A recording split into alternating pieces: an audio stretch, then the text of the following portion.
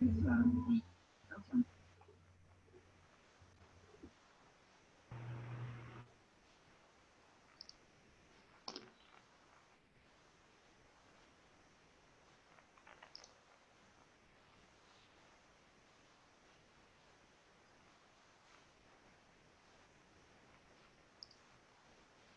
noite a todos, sejam todos muito bem-vindos a essa nossa palestra hoje de recobrimentos aeroespaciais, aspectos mecânicos e oxidação.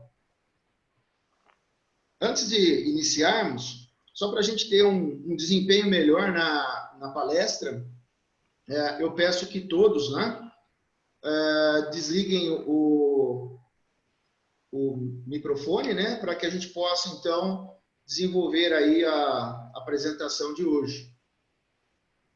Passo a palavra agora à professora Priscila, que vai nos guiar aí nesse momento. Priscila. Obrigada. Boa noite a todos. Sejam todos bem-vindos à SEAL, a Semana de Engenharia, Arquitetura e Urbanismo. Eu, professora Priscila, estarei intermediando essa conversa junto com o professor Silas e o professor Oli. A SEAL é um evento anual que proporciona aos alunos da nossa faculdade, da Engenharia, Arquitetura e Urbanismo, da Univap, uma sólida formação técnica, científica e profissional. Nesse evento são apresentados palestras e minicursos das áreas de graduação em Arquitetura e Urbanismo, Engenharia Aeronáutica e Espaço, Engenharia Agronômica, Engenharia Ambiental, Biomédica, Civil, Engenharia da Computação, Produção Elétrica, Mecânica e Química. Está conosco o palestrante desta palestra, Dr. Tiago Alexandre Minto. Ele irá nos falar sobre redescobrimentos aeroespaciais, aspectos mecânicos e oxidação. Mas antes dele começar a sua explanação, eu vou pedir para que ele se apresente e nos conte um pouquinho da sua trajetória. Okay. Obrigado a todos, principalmente pelo convite, agradeço a oportunidade. Eu vou fazer uma breve apresentação sobre o meu roteiro profissional e acadêmico aqui. Bom, eu sou formado em Engenharia de Materiais pela Universidade de Guaratinguetá, pela Unesp, Faculdade de Engenharia de Guaratinguetá, onde eu fiz meu mestrado e meu doutorado também na área de recobrimentos e fadiga de materiais aeronáuticos. Eu também fui sócio-diretor de um laboratório aqui em São José dos Campos, e lá a gente trabalhava com todas as caracterizações mecânicas, análise de falhas, e entre outros, E recentemente eu trabalhei num projeto de desenvolvimento de uma câmara de combustão, de um motor bipropelente para uso em satélite, numa empresa de São José dos Campos também, voltada para o setor espacial. Legal. Tem aí bastante, tanto a parte acadêmica como a trajetória aí na parte aeroespacial muito rica, Muito obrigado por ter aceito o nosso convite e falar um pouquinho aí sobre o seu trabalho para os nossos alunos e para todos nós, Então, desde já eu agradeço a sua presença e a palavra é toda sua. Seja muito bem-vindo nesse momento diferente da nossa universidade, mas também muito querido, com várias pessoas aí te assistindo e prestigiando, tá certo? Tá certo, eu agradeço. Apresentação. Bom, vamos lá então, pessoal. Eu vou falar sobre recobrimentos aeroespaciais, aspectos mecânicos e oxidação. Bom, eu vou dividir esse trabalho, essa apresentação, em duas etapas. A primeira etapa, eu vou falar sobre um recobrimento de implantação iônica por imersão a plasma, também conhecido como 3IP, que foi objeto de estudo do meu doutorado. Nele, avaliaremos questões de fadiga e corrosão. Nesse trabalho, eu fiz parte do grupo de fadiga e materiais aeronáuticos da Unesp. E em segundo, falarei sobre o desenvolvimento de um siliceto de nióbio em suas ligas nas questões de oxidação em altas temperaturas. Esse trabalho ele foi desenvolvido na Fibraforte Engenharia, que é uma empresa, como eu falei, aqui de São José dos Campos. Então, só lembrando, são duas demonstrações de trabalho a qual eu participei. Bom, eu já falei sobre a minha formação e a minha experiência profissional, então isso aqui eu vou pular. Vou começar já para o desenvolvimento da palestra com relação aos recobrimentos. Bom, eu não sei se é de conhecimento de todos, né, que sobre falhas por fadiga, eu vou falar sobre alguns acidentes e de que maneira isso ocorre e como a gente faz para evitar em alguns casos. Essa imagem aqui é um avião Comet. O primeiro voo inaugural foi em 1952 e trata-se de uma aeronave, a primeira aeronave comercial propulsionada por motores a jato. Na época foi um grande avanço da engenharia, um avião muito confortável, com amplas janelas quadradas aí, que davam conforto para os passageiros. Ao todo eram 40 passageiros nesse avião, e realmente na época foi um avanço para a engenharia. Até que em 1954 foi se acumulando alguns acidentes e deixaram em alerta os engenheiros da época. A princípio, os engenheiros acreditavam que esse avião estava sujeito à sabotagem, porque os acidentes depois do voo inaugural vieram acontecendo e acumulando. Bom, a empresa BOAC doou um desses aviões para teste, né? E para isso construíram um tanque, né? Em volta da cabine do avião, da parte estrutural do avião, para simular as pressurizações e despressurizações para os testes de fadiga. É possível ver a montagem aqui das câmeras de pressurização para essas análises. Foi feito adaptações de dispositivos para simular essa fadiga durante o voo, né? E simulando centenas de pousos e decolagens. E o resultado desses testes para avaliar as questões do acidente foram essas. Nas imagens aqui podemos notar algumas falhas, né, catastróficas aqui, que levou o equipamento a parar essa operação. Então, um dos pontos de falha, principalmente nas regiões aqui de concentração de tensão. Como eu disse anteriormente, né, na inauguração o avião era luxuoso, grande avanço da tecnologia, e possuíam grandes janelas quadradas, e foi daí que surgiram as primeiras falhas. É possível notar aqui na região aqui de concentrador de tensão as falhas dos acidentes, certo? Bom, outro caso também muito interessante e muito conhecido na engenharia foi o acidente em 1988 do voo da Aloha Airlines, o voo 243, um acidente de um Boeing 737. Nesse acidente, 7 passageiros ficaram seriamente feridos e uma comissária de bordo veio a óbito, ela não estava afivelada ao cinto. No acidente, os pilotos seguiram os procedimentos de emergência e pousaram após 13 minutos de voo. A principal causa desse acidente foi uma fadiga na estrutura da fuselagem do avião. Bom, falando sobre os aspectos da fadiga, já que notamos que os acidentes por fadiga é um objeto de estudo para a engenharia, até hoje. Cerca de 90% das falhas são geradas por fadiga. A fadiga, ela ocorre em carregamentos cíclicos, tensões de tração durante a operação e deformação plástica. Os carregamentos cíclicos ocorrem abaixo das tensões de escoamento, ou seja, em operações normais, né, em operações sem ciclo de carregamento, essa falha com certeza não aconteceria. Mas, como ocorre com carregamentos cíclicos, essa falha ocorre abaixo da linha de escoamento mesmo do material. E como eu disse, o entendimento de fadiga é crucial no setor aeronáutico. Bom, falando agora sobre os aspectos de fadiga, eu trouxe para vocês uma imagem da superfície de falha para entendermos, né, os estágios de falha por fadiga que ocorrem em equipamentos mecânicos, certo? Eu destaquei 3 pontos aqui nessa imagem, que são os estágios de fadiga. É o estágio 1, é a nucleação. O estágio 2, a propagação estável da trinca.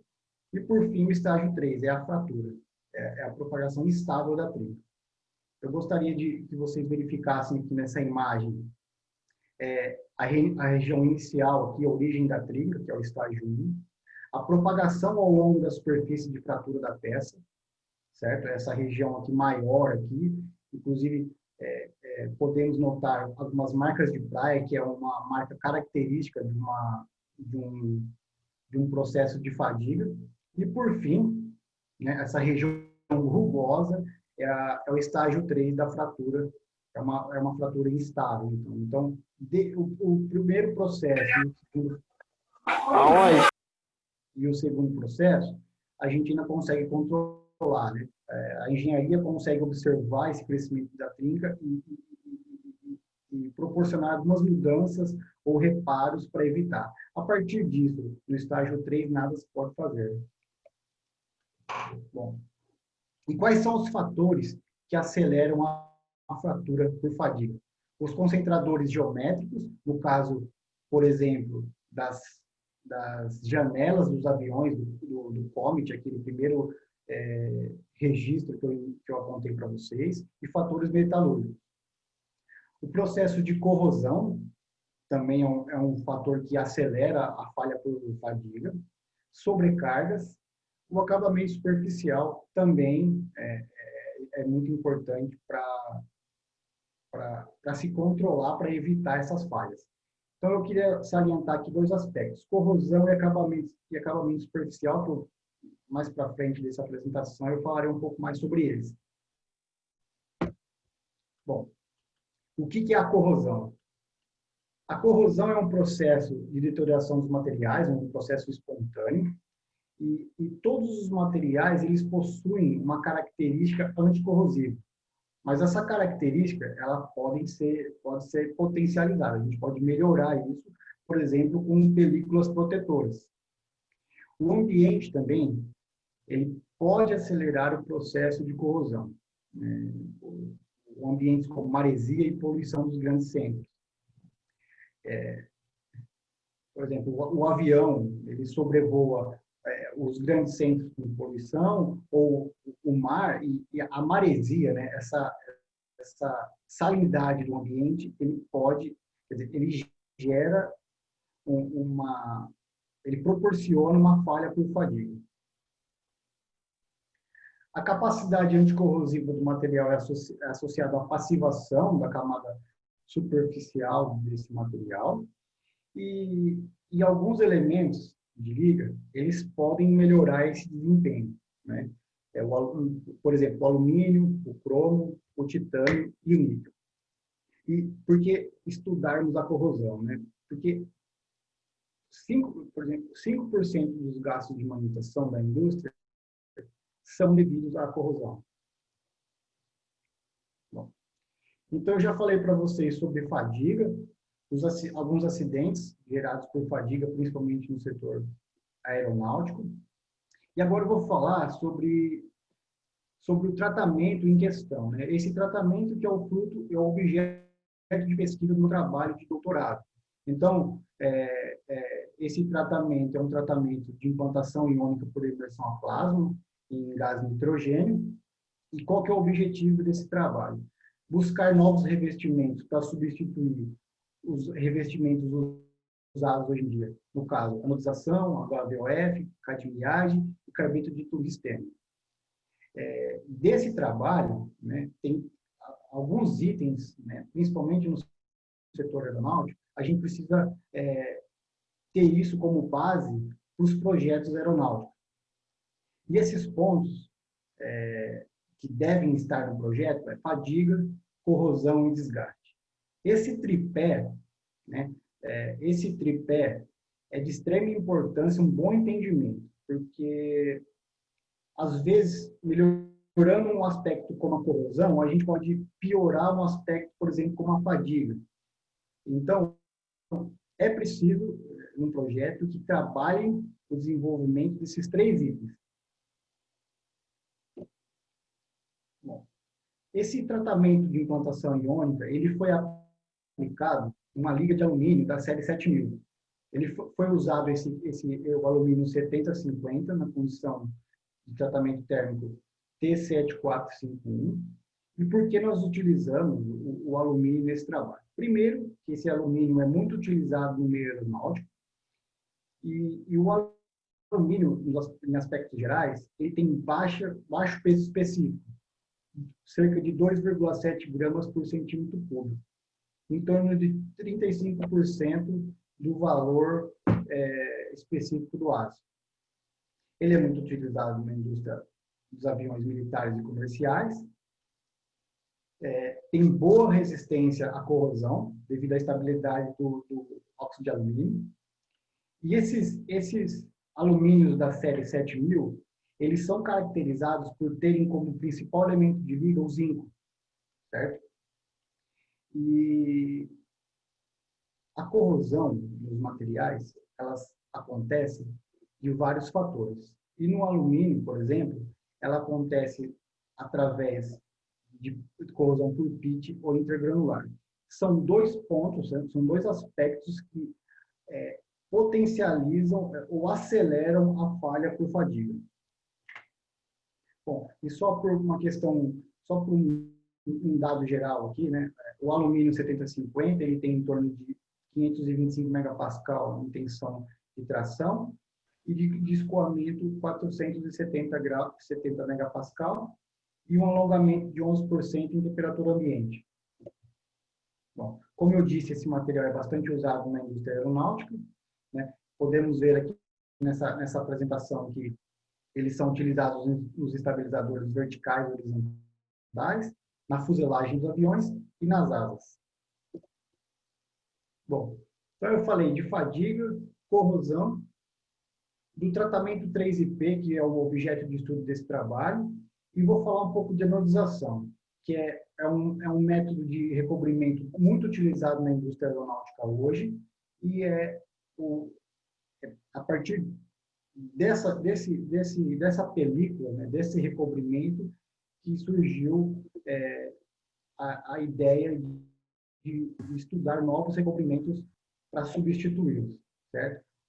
O processo de anodização é um processo de formação de um filme de óxido sobre a superfície do material através da eletrodeposição, e ele possui algumas vantagens, que é durabilidade, ele é estável, tem facilidade de manutenção, baixo custo de operação e melhora a capacidade anticorrosiva do material. Porém, esse processo de recobrimento, ele possui algumas desvantagens. Esse processo, esse recobrimento, ele gera trincas durante o processo de recobrimento, né? Quando você vai fazer uma anodização, é inerente ao processo aparecerem trincas, e essas trincas elas atuam como concentrador de tensão, né? Então ela acelera o processo de fadiga, e além dessas microtrincas da superfície, ela possui tensões residuais trativas no processo. Essas tensões residuais, elas também aceleram o processo de fadiga, porque elas agem de modo a abrir a ponta da trinca, facilitando assim o processo de fadiga. Bom, como eu disse sobre as microtrincas, eu trouxe aqui umas imagens para vocês do meu mestrado. Eu fiz um corte transversal nas peças com recobrimento, então são peças anodizadas.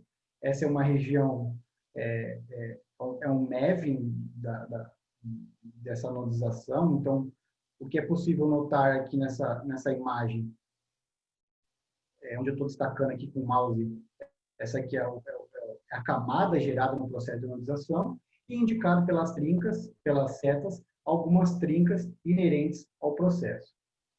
Essa imagem do lado aqui, do lado direito, também é uma peça anodizada, né? Então, acima dessa linha pontilhada é a superfície de fratura, e abaixo dessa linha pontilhada é a região lateral de um corpo de prova, um CDP de fadiga. Aqui, indicado pela seta, é possível notar essa trinca, né? A mesma trinca que a gente vê aqui numa imagem via neve, eu mostro aqui numa macro, né? Então, essa trinca, com certeza, ela vai atuar como concentrador de tensão e vai fragilizar o material, acelerando o processo de fadiga. Bom, vamos lá. Quando fala-se em anodização no meio aeronáutico, para recuperar esse efeito nocivo que o recobrimento gera com relação à fadiga, ele melhora o aspecto de corrosão do material, porém, ele reduz dados de fadiga. Para isso, o setor aeronáutico, eles usam de um processo conhecido como shot pinning. O shot pinning ele é um processo de deformação plástica localizada. É como se fosse um jato de areia na superfície do material. Ele é feito com granalhas esféricas de aço, vidro ou cerâmica. Então, a determinação dessas granalhas vai depender do material, né? Esse processo, esse impacto que é feito na superfície do material, além da deformação plástica, né? O resultado da deformação plástica é um encruamento da superfície do material, né? Gerando tensões compressivas. Então, o que eu quero mostrar para vocês aqui. As granalhas, nessa imagem lateral, aqui, elas, na parte superior do vídeo, as granalhas elas são impactadas na superfície, gera uma deformação plástica localizada, proporciona ao material um encruamento e tensões compressivas, né? E, consequentemente, um aumento da dureza e uma variação na rugosidade. Na imagem inferior aqui é um corte transversal dessa região de impacto, então tem uma região compressiva na parte superior, onde ocorre o encruamento, ocorre uma tensão compressiva, então essa tensão compressiva ela impede o crescimento da trinca, dando uma sobrevida no material. Então, a anodização, ela melhora a corrosão, só que ela reduz a vida de fadiga do material. E para melhorar esse aspecto de fadiga, é feito um processo de shot pin para recuperar a resistência à fadiga do material. Bom, como eu disse, né, a rugosidade ela pode acelerar o processo de nucleação e propagação da trinca, né, o estágio 1 de fadiga, né, daquela primeira imagem que eu mostrei, dos 3 pontos de fadiga. O encruamento, ele retarda a propagação da trinca, né, que é o estágio 2, então aumenta a resistência do material, e a tensão compressiva, ela possibilita o fechamento da trinca. Ok? Bom, lembrando, então, falamos da anodização, agora eu vou falar do material proposto para substituir a anodização, que é um método muito utilizado no setor aeronáutico. Esse tratamento superficial é um tratamento a plasma com gás de nitrogênio. Ele melhora a resistência à fadiga e corrosão, aumenta a microdureza e a nanodureza superficial do material, melhora a rugosidade, não gera resíduos nocivos, por exemplo, o cromo hexavalente, e ele pode ser feito em peças de geometrias complexas. E também, né, por conta dessas melhorias, né, desses ganhos, ele elimina o processo de shot pinning. Essa imagem aqui que eu mostro para vocês, do lado direito, é o equipamento que foi utilizado, que foi feito o desenvolvimento desse trabalho, é uma câmera de inox, né? É uma câmera a vácuo, e onde foi feito todo o nosso processo. No lado esquerdo aqui é um esquema do processo. Eu não vou me alongar nessa etapa aqui para a gente não perder muito tempo com isso. Bom, o tratamento superficial 3IP, os íons positivos, eles são acelerados de encontro à superfície do material a ser tratado. É um processo de média e alta energia. Bom, a energia é diretamente proporcional à velocidade de envolvimento e à capacidade de difundir a superfície do material. Ou seja, então, a energia que a gente utiliza no material, ela acelera os íons de nitrogênio e impactam na superfície do material, isso que vai dar as características desejadas para o processo. E ele é feito em temperaturas relativamente baixas. A temperatura é um item muito importante nesse processo. O CDP ele é pulsado com tensão negativa, fazendo com que o nitrogênio ionizado se mova diretamente na superfície da peça. Bom, os parâmetros de tratamento que devem ser controlados é a energia, densidade de corrente, tempo de tratamento, frequência de pulso e temperatura. A combinação desses elementos, ele tem uma relação direta à temperatura e é um item que a gente precisa ter um controle, pois isso pode levar à queda de resistência do material. Bom, então, nesse trabalho, o que nós fizemos? Fizemos alguns tratamentos com diferentes tensões e frequências de impacto no material. E o que eu queria mostrar para vocês esse gráfico, né? Foi feito um estudo desse material, então foi feito um corte transversal de cada uma das amostras, em cada uma das condições. E o que eu mostro para vocês nesse trabalho é o seguinte: eu gostaria de salientar aqui, nesse teste de microdureza, a linha azul, que é o material base, é o alumínio 7050, sem nenhum tratamento. Outro item que eu gostaria de mostrar para vocês. Bom, esse eixo Y aqui é a microdureza Vickers do material, e o eixo X é a profundidade de análise de microdureza do material. Nota-se que diferentes parâmetros geram diferentes resultados. Um resultado negativo desse trabalho que foi, por exemplo, uma tensão de 6 kV, e o positivo, que foi o resultado satisfatório, né, onde teve um ganho de resistência à fadiga com 10 kV. Então, na superfície do material, onde possíveis nucleações acontecem durante o processo de fadiga, aumentou-se a dureza. E a mesma coisa quando analisamos os aspectos de monodureza desse material, desse teste. Bom, então, o resultado desse tratamento, o resultado desse trabalho, eu gostaria de mostrar para vocês, como eu disse anteriormente, que o processo de anodização, ele pode prejudicar, ele prejudica a resistência à fadiga do material, certo? Então, o que é esse gráfico aqui? Esse gráfico é uma curva SN, ou seja, uma curva de fadiga, tensão por número de ciclos, ok? A linha azul aqui corresponde ao material base. É o material base da linha 7000, um alumínio 7000. A gente fez a curva de fadiga desse material. Posteriormente, nós fizemos uma anodização desse material, então, com o objetivo de melhorar a resistência à corrosão dele. Porém, o que nota-se nessa curva é uma queda significativa, né? Essa região em vermelho aqui, essa curva em vermelho, é uma queda significativa dos valores de fadiga desse material anodizado.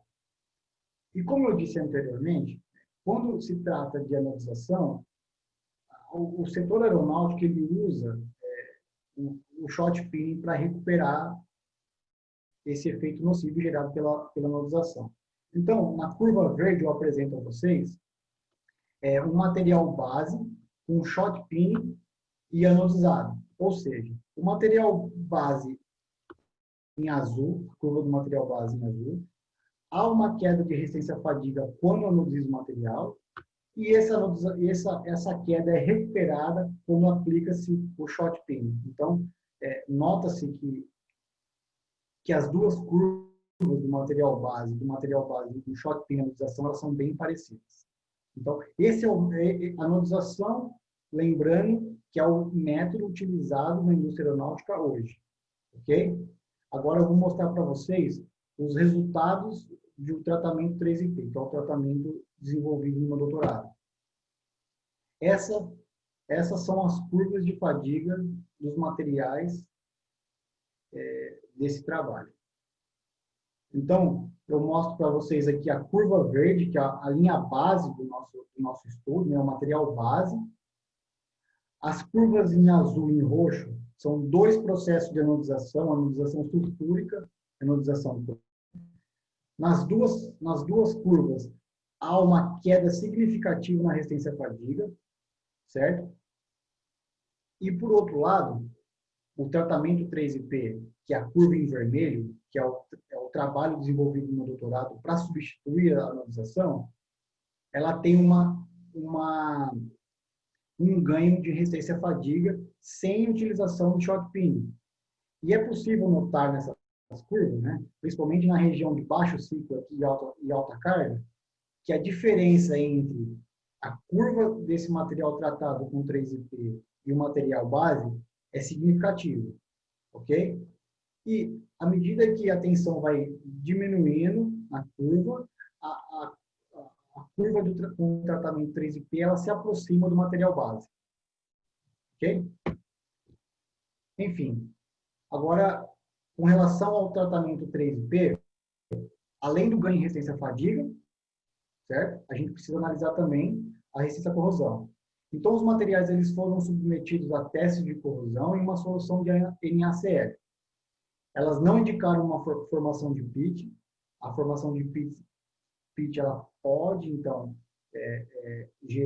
acelerar o processo de fadiga. Então, não ocorreram a formação de pitch. Ok? Apresentaram um bom comportamento passivo em meio de NaCl e melhoraram os potenciais de corrosão, deixando o material mais nobre com o tratamento 3IP. Ok? Então, ou seja, o tratamento 3IP ele apresentou dados de corrosão e dados de fadiga melhores do que o processo de anodização convencionalmente usado no setor aeronáutico. Ok? E só por curiosidade, eu vou mostrar aqui para vocês imagens de MEV, de superfícies de fratura do material anodizado, para vocês entenderem no visual aqui essa queda de resistência à fadiga. E no segundo slide, do tratamento 3IP. Essa, então, a primeira é um corpo de prova anodizado, um alumínio anodizado, em diferentes ampliações. Na primeira imagem aqui à esquerda, é possível notar vários pontos de nucleação dessa trinca. E isso provavelmente ocasionou a queda em resistência à fadiga do material, certo? Então, vários pontos de nucleação. Nucleação, ela corresponde a 90% do tempo de fadiga nos casos. Então, a partir do momento que essas trincas já estão no recobrimento, com certeza a vida de fadiga do material vai ser reduzida. E essa aqui embaixo é a mesma imagem, né? a mesma imagem, a mesma peça, e é possível notar aqui as trincas, né? Na superfície do material. Aqui a resistência, aqui é a camada anodizada e as trincas. Né? Essa aqui é a mesma trinca com uma ampliação maior. Ok? E por fim aqui uma análise fractográfica do material tratado com 3IP. Um ponto que a gente pode observar que existe nessa falha apenas um ponto de nucleação, isso com certeza contribuiu para a melhoria da fadiga do material, da resistência à fadiga do material, e uma curiosidade desse tratamento também, ele não gera uma camada superficial. Então, o processo ele não gera um ganho dimensional. Então, não ocorre delaminação, não tem microtrinca, então isso proporcionou um ganho de resistência à fadiga desse material. Ok? E, por fim, né, observou que existe uma relação direta na frequência do pulso e temperatura, né? Atenção à frequência do pulso e temperatura. Quando a gente mexe em frequência e tensão, ela diretamente ligada na temperatura do tratamento. A gente precisa tomar muito cuidado com isso, porque se a gente aumentar muito a temperatura durante o trabalho, ele pode reduzir a resistência mecânica do alumínio. Então, a gente busca uma melhoria na fadiga, mas acaba piorando por conta dessa temperatura. O tratamento proporciona um incremento da microdureza e nanodureza superficial, possíveis fatores de melhoria do aspecto de fadiga. Como eu disse anteriormente, não gera trincas superficiais, é um tratamento de baixo custo. E, em alguns casos, um ponto de análise desse processo, observou-se um aumento de 137% da vida em fadiga em altas cargas de carregamento. Então, esse material, o 3IP, né, essa implantação iônica por eliminação a plasma, demonstrou uma excelente alternativa para substituir o processo de ionização, que é muito usado hoje. Beleza? Então, como eu disse no começo, eu dividi o trabalho em duas apresentações, né? Então, o objetivo é mostrar para vocês a importância dos revestimentos no setor aeroespacial. Esse primeiro até agora é o 3IP, utilizado no setor aeronáutico, e agora eu vou demonstrar a vocês o trabalho que eu desenvolvi na fibra forte. É um recobrimento utilizado no setor espacial. Ok? Então, a gente agora vai mudar o objeto de análise aqui. Certo? Então, o que é esse trabalho? O que foi esse trabalho? Ele foi um trabalho de desenvolvimento de uma câmara de empuxo de propulsor bipropelente com um empuxo de 400 N. É um trabalho financiado pela FAPESP, FINEP, em parceria com o INPE. Trata-se de um desenvolvimento de um siliceto de nióbio e suas ligas. Ok? Eu vou passar rápido nessas imagens aqui, porque a gente já está para não tomar muito tempo de vocês. Esse aqui é o projeto do nosso motor, né? Então, esse motor ele é composto por duas válvulas onde são feitas a injeção dos combustíveis, né? Tetróxido de oxigênio e metanetiohidrazina, certo? Essas duas regiões aqui são regiões de acoplamento, né, das válvulas. E embaixo, um cabeçote, uma placa injetora, onde é feita as misturas dos combustíveis, né, onde é feita a atomização desses combustíveis, né, em devidas proporções, certo? Essa região em amarelo aqui é um escudo térmico para os testes. E embaixo, né, desse escudo aqui, essa região aqui da câmara de combustão, que é o objeto onde fizemos o desenvolvimento desse CDC, certo? E, por fim, o bocal de expansão. O bocal de expansão é onde são expelidos os gases e onde gera o empuxo do motor. Ok? Bom, como eu disse, então, aqui é uma imagem da câmara de combustão, né? É uma câmara de combustão. Nessa parte superior aqui da peça, é a integração com a placa injetora, onde é feita as misturas. Dentro dessa região da câmara de combustão é feita a mistura e a queima dos gases.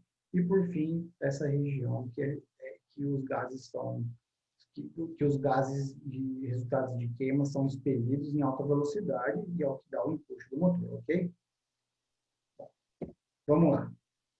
Para esse trabalho foi feita uma simulação estacionária para determinar as temperaturas. Então, fizemos os testes, né, fizemos as misturas aqui dos combustíveis para determinar quais seriam as temperaturas de operação do motor. E, consequentemente, quais seriam as necessidades de para suportar o recobrimento, né? O recobrimento nessa temperatura. Então, esse trabalho é um trabalho de recobrimento para suportar a oxidação em altas temperaturas, ok? Esse perfil é o perfil da câmara de combustão. É o perfil da câmara de combustão. Essa aqui é a parede, né? Onde eu indico pelo mouse aqui, a parede da câmara de combustão. Nota-se que nessa região aqui é onde é feita de nióbio, uma liga de nióbio. Ela atinge temperaturas entre 1.200 e 1.600 Kelvin. Então, essa é a temperatura de trabalho, né? A temperatura que o recobrimento deve suportar em ambientes oxidantes. Bom, para entendermos a necessidade desse recobrimento, eu mostro a vocês aqui, essa aqui é uma peça de nióbio, essa é um CVP de nióbio, sem nenhum recobrimento. Então, é importante observar nessa imagem o que causa um trabalho a quente do nióbio, certo? Então, essa peça ela passou por um teste de queima em cerca de 1.300 graus e depois, durante o resfriamento, a camada externa do material ela oxida e desplaca. Então, essas partes aqui, né, essas partes aqui em amarelo, um amarelo bem clarinho, é o material delaminado depois do processo de química. Beleza? Então, essa amostra é uma amostra sem recobrimento. Uma amostra de nióbio sem recobrimento. Vamos lá? Bom, para esse trabalho, nós desenvolvemos um revestimento intermetálico de siliceto, certo? Em liga de nióbio, para atingir para trabalho de temperatura de 1.300 e 1.400 graus, conforme aquela primeira simulação, né, que tem as colorações que eu mostrei para vocês com diferentes temperaturas. Né? Okay? Várias técnicas são utilizadas para aplicar esse siliceto. Né? A gente usou no nosso trabalho a técnica utilizada foi a de lama fundida, esse processo de lama fundida como o slurry. Okay? A vantagem desse processo de um recobrimento em uma lama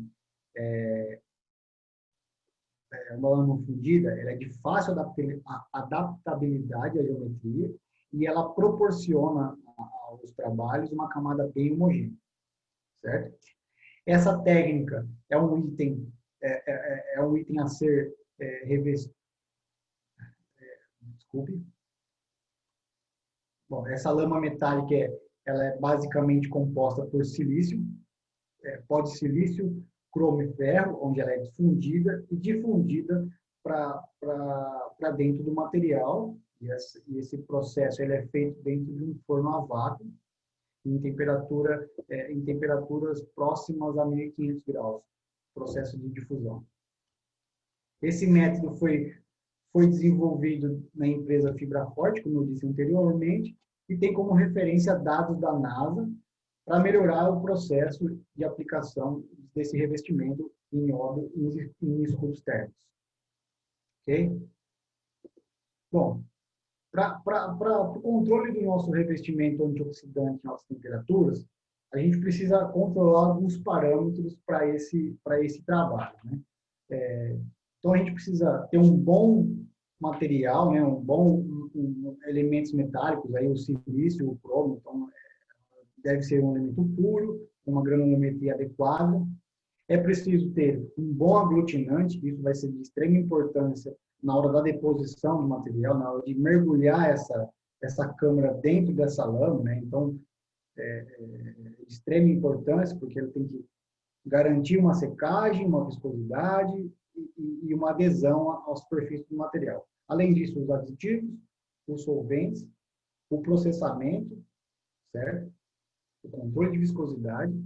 A velocidade de aplicação também é um item muito importante para isso. Então, foi boa parte do nosso trabalho, do nosso desenvolvimento, foi concentrado no modo de aplicação dessa lama no material. E por fim, a uniformidade do revestimento, né? Porque como eu disse no primeiro trabalho que eu apresentei a vocês, se a gente não tiver um revestimento bem uniforme ali, ele pode gerar alguns pontos de concentração que pode fraturar o recobrimento. Ok?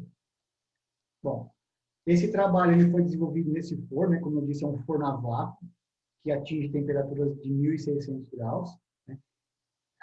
A imagem à direita aqui é uma câmara de empuxo sendo posicionada, né? O setup do forno, né? Dentro o setup da peça dentro desse forno, né? E uma bomba de vácuo que trabalha atmosferas até 10 a menos 6 milibar. Okay? Eu vou correr aqui para dar tempo para a gente apresentar tudo. Bom, desse trabalho de revestimento, nós fizemos alguns CDPs para os testes de chama, né? Já que a gente vai trabalhar em altas temperaturas, seria necessário alguns testes de oxidação em altas temperaturas. Então, fizemos alguns CDPs, né? À esquerda aqui são 2 CDPs de uma peça, a peça superior aqui é um CDP ainda verde, né? A gente chama de peça verde, que é a peça antes da fusão, né? Antes da ser difundida no material, antes do processo de queima, né? De forma vácuo. E aqui é o resultado, embaixo, é o resultado desse processo. Então, a peça é inserida no forno, é feito o processo de difusão, e o resultado disso é essa peça embaixo, certo? Depois desses testes aqui, depois de entender o processo, de entender o processo de aplicação, determinar alguns parâmetros, nós fizemos as câmaras de combustão em nióbio, né? Então, usinamos a peça, né? Usinamos a partir de um tarugo, né? Essa peça foi usinada a partir de um tarugo. E usinar o nióbio também é algo extremamente crítico, é algo que tomou da gente boa parte do nosso desenvolvimento. E, por fim, são dois modelos aqui de câmara de combustão. O primeiro, modelo de desenvolvimento, e o segundo, o modelo de engenharia, né? São duas peças já com recobrimento de siliceto. Okay? Ela fica com esse aspecto acinzentado aqui e nota-se que há uma boa regularidade no revestimento. Okay? Eu já comentei com vocês no primeiro teste ali de chama de um CDP redondinho ali, né, de um CDPzinho, mas eu queria mostrar para vocês o processo de avaliação do revestimento. Essa peça aqui é uma peça não revestida, é uma peça de nióbio puro, certo? Então, a gente acertou aqui, a gente posicionou aqui um maçarico, um oxacetileno aqui. Temos uma câmera térmica para avaliar a temperatura nessa região de queima aqui, né? A temperatura, como eu disse, de trabalho de 1.300 a 1.400 graus. A segunda imagem aqui é depois do processo de queima. Né? Então, foi feito a queima e aqui é durante o resfriamento da peça. Em torno de 700 graus aqui a peça se encontra. Então, já é possível observar que a peça apresenta o aspecto amarelado, né? Já começou aqui o processo de oxidação, e, por fim, em temperatura ambiente, a delaminação, que é o desplacamento das camadas oxidadas do material. Então, é isso que a gente quer evitar com esse trabalho, é desenvolver o revestimento para evitar esse tipo de problema. Okay? Então, o nióbio, ele apresenta boa estabilidade mecânica em altas temperaturas, porém, ele tem essa questão da oxidação. Bom, aqui é o CDP de nióbio também sem revestimento, que eu fiz uma avaliação assim, a cada 10 minutos por ciclo. Né? Aqui é o material usinado, posicionado aqui na imagem à esquerda, né? Posicionado no teste de chama. E nesse teste de chama, eu fiz né, de 10 minutos cada ciclo. Qual que é o objetivo dessa análise? Avaliar a perda de massa de material não revestido. Ok? Então, além da perda de massa, observa-se os aspectos superficiais, né? A aparência da amostra. Então, nota-se que que a peça vai se degradando ao longo desse ciclo, certo? Esse gráfico aqui, ele representa a análise do ciclo, desse ciclo, né? A perda de massa desse material.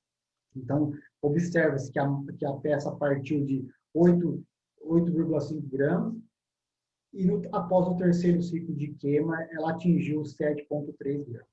Okay? Ao todo, em 3 ciclos de 10 minutos cada, uma redução de 14% do peso, além da parte dimensional da peça, né? Que não foi avaliada e não está demonstrada nessa apresentação. E, por fim, para comparar os resultados do material não recoberto e do material com silicete, aqui é uma demonstração da peça já recoberta no teste de chama a 1.370 graus. Ok?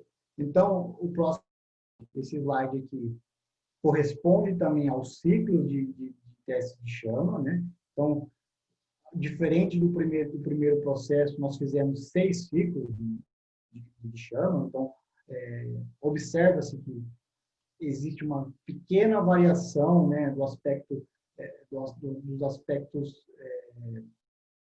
superficiais da peça, né? O que seria essa frente da peça? É a região de contato direto com a chama. E o verso é a parte de trás. Então, nota-se que a parte de trás da peça não houve nenhuma mudança de coloração. E na parte de cima, uma sutil coloração amarelada, certo? Mas não houve nenhum desplacamento, isso que é o mais importante, né? E por fim, né, avaliando esse ciclo de queima, esse é o resultado de variação de massa dessa peça. Então, nota-se que se manteve constante em todos esses ciclos, né, durante os 6 ciclos, né, de teste de chama, o recobrimento permaneceu com a mesma massa. Ok? Então, não houve nenhuma perda de massa durante o processo. Ok? Então, o material recoberto ele foi muito mais eficiente que o material sem recobrimento. Além dessa análise de chama que nós fizemos, né, foi feito também uma análise via neve, né, um equipamento de EDS, para avaliar a difusão desses materiais, né, desses compostos metálicos, né, o silício, o cromo e o ferro, que fazem parte dessa lama. Então, o objetivo dessa análise é verificar a camada difundida desse material. Então, na parte de baixo aqui da peça, da amostra, né, é possível observarmos uma camada, né, de revestimento que vai até entre 50 e 55 micrômetros, né, que a gente pode observar essa distância na parte superior, na imagem superior, que é a composição atômica, né, a concentração atômica pela distância do revestimento. Então, de zero, que é a superfície do material, até 55 e 60 micrômetros, corresponde à lama. De 55 a 70 micrômetros é a parte difundida do material. Porém, essa região, né, essa região difundida é a região que forma o siliceto de nióbio e é o que vai nos proteger com relação à oxidação desse material. Mas a gente consegue observar nesse gráfico, né, que o material ele é difundido tanto para dentro, né, os materiais da lama é difundido tanto para dentro do substrato, como o nióbio e o elemento de liga do nióbio, né, dessa liga, ele também difunde para a parte externa da camada. Ok? Bom, e por fim, essa é a peça já integrada, né, da câmara de combustão com o revestimento, né, no bocal de expansão, na placa injetora, aí nessa imagem não tem todas as partes, né, as válvulas e alguns elementos aqui de montagem, ok?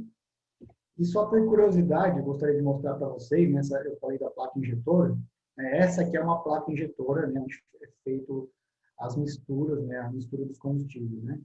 É uma placa, para você ter uma ideia da dimensão dela, essa placa tem em torno de 60 milímetros de diâmetro, é uma placa bem pequena, né? Toda desenvolvida na fibra forte, com processo de brasagem, né? Em ligas de níquel. E essa pecinha de 60 milímetros de diâmetro, né? Por uns 40, por mais ou menos uns 50 de altura, ela tem em média 160 partes aí, que são montadas e inseridas no forno para brasagem. Isso aqui é só uma questão de curiosidade. E, por fim, essa placa injetora, né, em testes de vazão. Então, todos os bicos injetores aqui na placa injetora. Ok? Bom, finalizando aqui, as conclusões aqui desse trabalho. Então, esse revestimento de nióbio e as ligas de nióbio apresentou um excelente acabamento superficial, que é um aspecto importante, principalmente na montagem.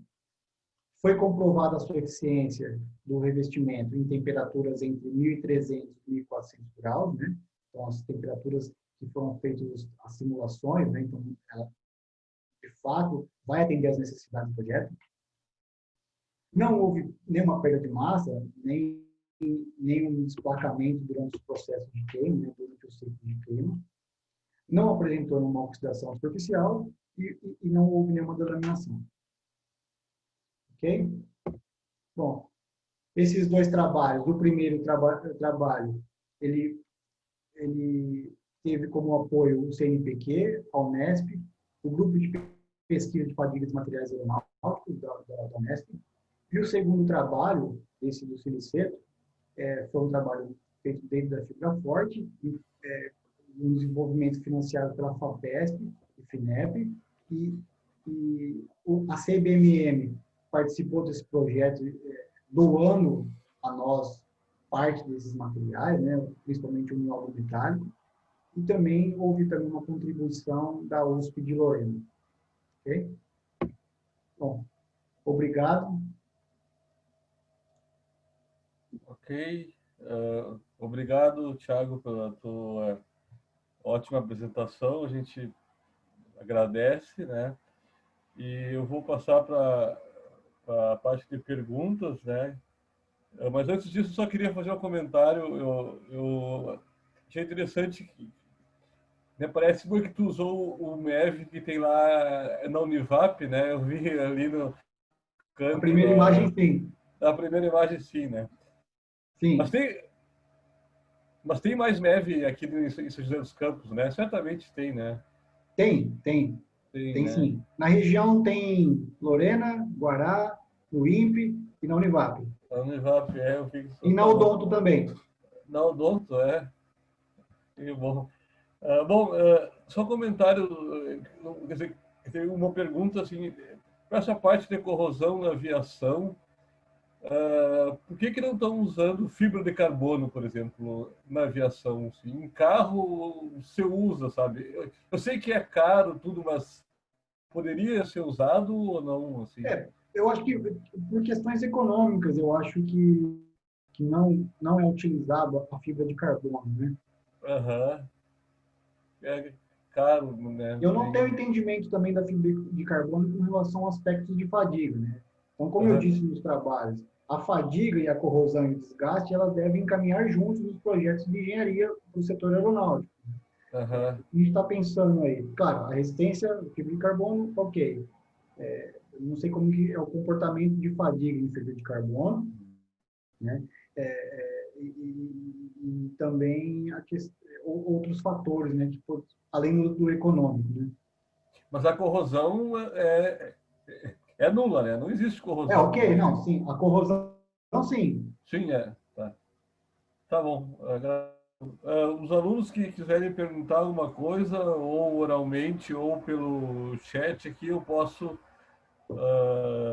ler a pergunta de vocês só escrevam e eu leio para o Thiago. Ninguém... tem uma pergunta aqui da Letícia. O tratamento 13P, ele seria feito antes de uma etapa de laminação ou após? Onde exatamente ele entraria? Letícia Bolt. O tratamento 3IP, ele entraria na peça acabada. Então, a peça,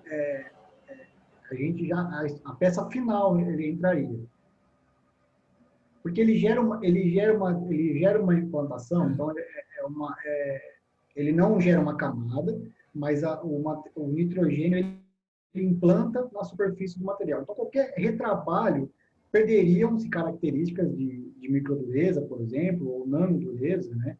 Alterariam esses aspectos. Então, esse trabalho, esse tratamento seria usado na peça final, já, na peça pronta. Sim. Ok, obrigado. Próxima pergunta.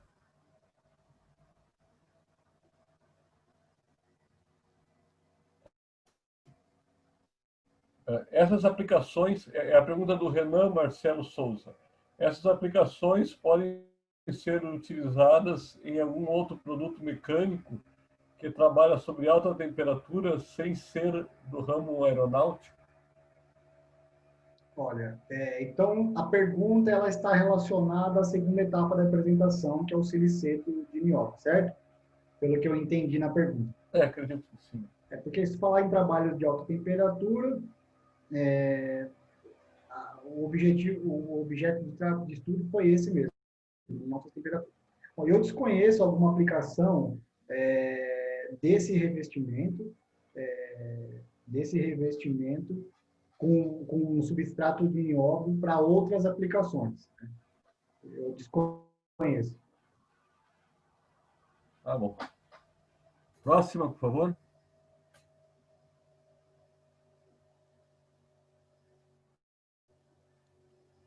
É bom ver, né, que a FAPESP apoia essa pesquisa nas indústrias, né? Sim. É ótimo ver isso aí, né? Sempre foi o discurso deles, né? E agora eu vi que realmente é verdade, né? Eu não sei porque qual o tipo de projeto que vocês fariam para aplicar para a FAPESP? Assim, seria um projeto regular ou seria algo específico, uma chamada específica, assim? No caso, bom, eu acho que existe existe uma demanda, né? Eles abrem uma demanda e empresas, né, interessadas entram com um projeto para poder desenvolver essa tecnologia, né, para desenvolver principalmente a tecnologia do setor espacial brasileiro, né? Uhum.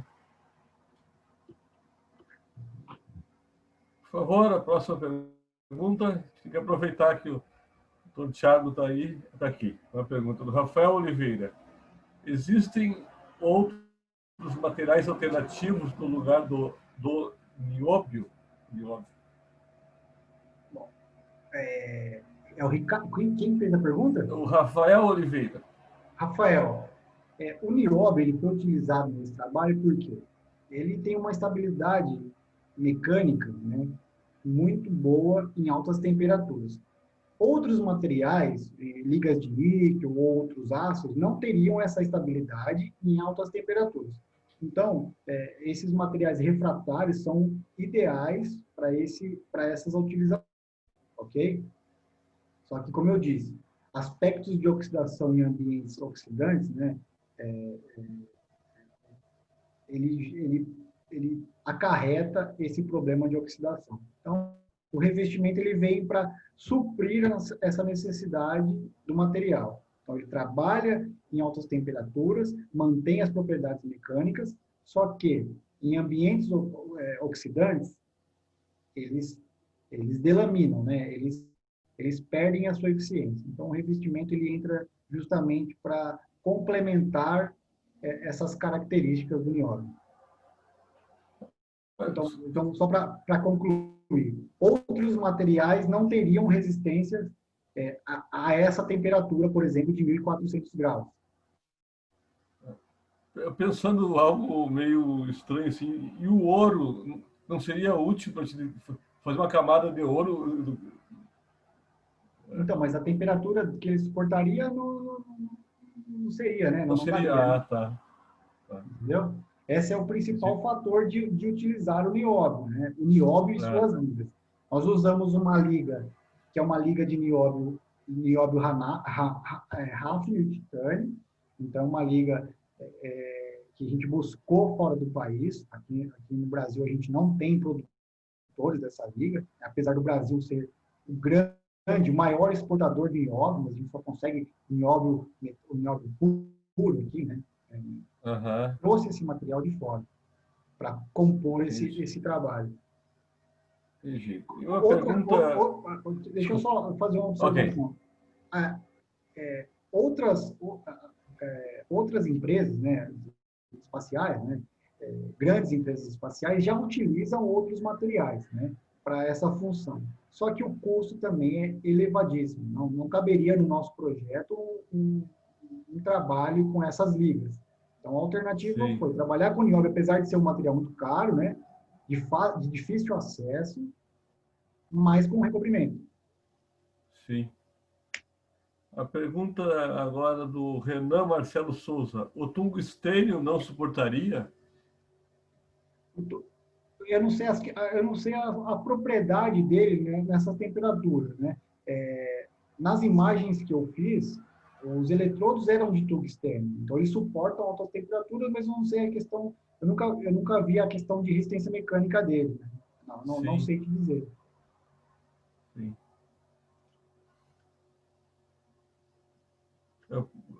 Eu sou formado em engenharia mecânica, mas eu me formei em 99, 96, na verdade. Daí lá em 94, quando estava fazendo de metalurgia, recém estava começando a parte de cerâmica, essas coisas assim, né? No fim, depois eu fiquei longe da engenharia, porque eu seguia outra carreira da física. Mas é interessante ver como, nesse período aí, que não é tão pouco tempo, 30 anos, já mudou tudo. Se eu fosse fazer de novo, uma disciplina de metalurgia, né, seria outro assunto completamente diferente. Né? A cerâmica, eu me lembro que meu professor já estava se aposentando, então ele devia ter começado a dar aula em 1960, que não existia parte de cerâmica quase, né, aqui no Brasil, né? Então, eu acho que começou lá por 90, por aí. As ligas também não eram tão... Essas ligas não existiam aí há 34 anos atrás, né? Um comentário. Próxima pergunta, por favor, vamos aproveitar.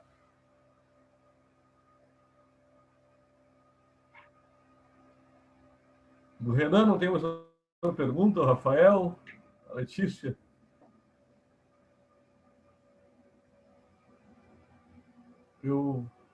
Priscila?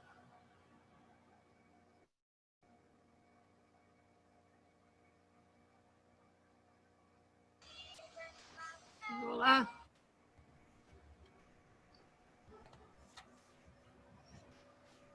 Eu acho que esses alunos não têm mais perguntas. Eu deixei aqui na tela o meu e-mail e o meu telefone, que é o WhatsApp também.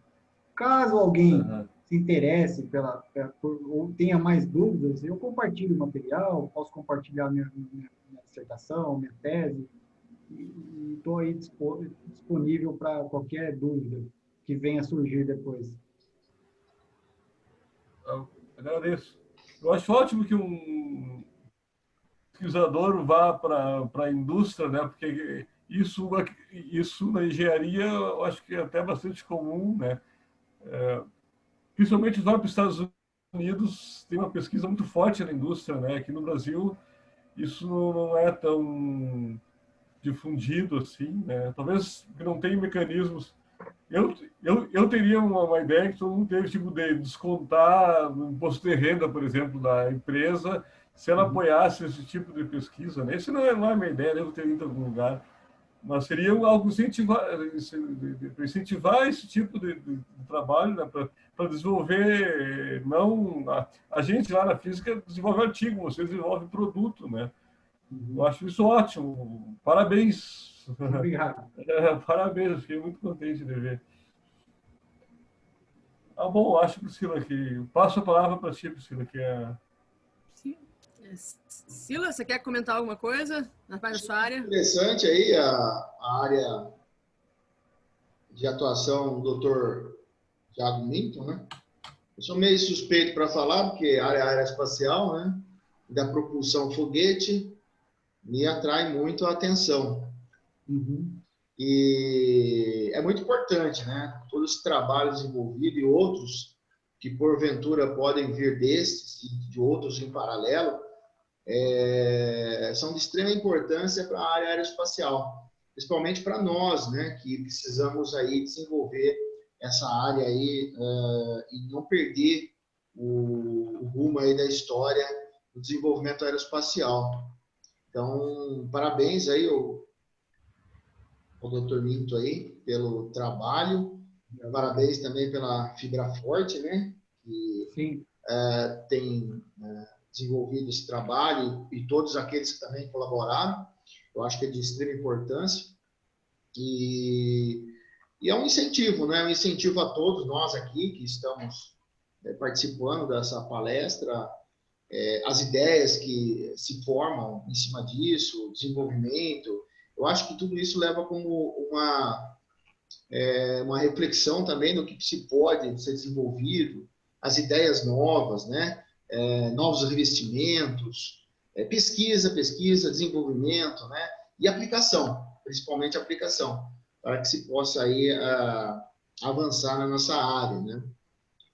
Lógico, às vezes a nossa área, engenharia aeroespacial, ou a área de engenharia aeroespacial, ela acaba criando materiais diferentes ou mesmo aplicações diferentes para materiais existentes ou processos diferentes, né? Para aplicar em outras áreas, área automotiva, área naval e por aí vai, né? Área de defesa também, né? Sim. Então, tudo isso daí é muito importante. Então, agradeço ao Dr. Thiago Minto pela excelente palestra de hoje. Agradeço também ao professor Oli pela condução das questões aí que foram colocadas, muito bem colocadas também pelos participantes. E a professora Priscila também por ter dado toda essa introdução aí da palestra em si, do trabalho que vai continuar, né, professor Dr. Thiago? Vai continuar esse trabalho, acredito, né? O desenvolvimento lá. E bom, esperamos que sim. Eu acho que as ideias não podem parar. Eu acho que a gente tem aí novos desafios aí pela frente, a gente deve seguir e eu acho que é interessante a gente estar desenvolvendo esse lado, né? O lado da engenharia aeroespacial. Sim. Ficou mais uma pergunta, Oli, você está vendo aí? Eu estou vendo, sim. O William Amorim Santos pergunta se essa empresa que ele trabalha tem alguma parceria com alguma faculdade. Bom, a gente fez uma parceria no desenvolvimento desse recobrimento com a USP de Lorena. A gente entregou esse trabalho recentemente. Esse trabalho a gente entregou no final do mês passado. É coisa nova aí mesmo. Coisa nova. A única coisa que a gente não conseguiu fazer por conta dessa pandemia, né, foram os testes em banco, né? A gente não conseguiu fazer o teste do motor que era tão esperado por nós. Sim. Tá bom. Muito bem. Mas eu acho que isso pode ser feito ainda, né? Ainda há possibilidade, né, doutor Thiago? Espero que sim, porque eu acho que vai ser muito interessante acompanhar um trabalho desse. A gente está passando uma época atípica, né? Muito diferente de tudo que a gente tinha visto. Inclusive, um passado um pouco já mais distante, né? Então, eu acho que vamos ter que aprender com algumas novidades, né? Que a gente vai ter que se adaptar em uma nova situação, mas acredito que logo em breve tudo se restabeleça, né? Estamos no Zoom agora, né? Se adaptando a isso. Vamos aguardar o que vem, né? Mas eu acredito que a tendência é voltar ao normal, né? Voltar a uma condição novamente do que nós tínhamos, né? Porque é a onda, né? Vem e vai. A gente, tudo na vida é assim, né? Tem uma sequência aí, tem acontecimentos e continua. Bom, quero agradecer aí, então, ao Dr. Tiago Minto pela excelente apresentação. Agradecer também aí os participantes e deixo a palavra com vocês para dar a última palavra aí com relação à palestra de hoje, que eu achei muito interessante e muito importante. Ok, eu também agradeço ao professor Tiago e digo que estamos à disposição lá no IPD para parcerias, enfim. Eu não sou dessa área aí, na verdade, mas tem bastante gente lá e estamos de portas abertas também, né? Você tem o contato do Silas aí, se precisar usar. A gente tem um laboratório multiusuário lá, enfim, é só a gente conversar que estamos à disposição ainda e vai ser uma honra recebê-lo lá, novamente. Tá? Eu gostaria de agradecer pelo convite, deixar mais uma vez apontado aqui os meus contatos, caso tenham necessidade ou gostariam de mais informações, ou simplesmente para trocar uma informação ou uma conversa, eu estou à disposição. Eu agradeço pela oportunidade. Bom, então, obrigado pela palestra, obrigado aos professores aí por mediarem as perguntas e todo o desenvolvimento da apresentação. Todos receberão um certificado, né, tanto de apresentação para o Dr. Tiago, quanto para os participantes. Nas próximas semanas estará tudo disponível ali pelo site da Univap. E vamos continuar nosso evento amanhã. É o último dia da CEAL, e depois nós seguimos ali para o encontro de iniciação científica e de pós-graduação na quinta e na sexta-feira ali na nossa universidade, fechando aí essa semana com atividades tão ricas, né, para a formação de todos. Ok? Uma boa noite a todos, muito obrigado, excelente noite e vamos continuar juntos. Até mais. Muito obrigado a todos os participantes e até mais. Obrigado, tchau.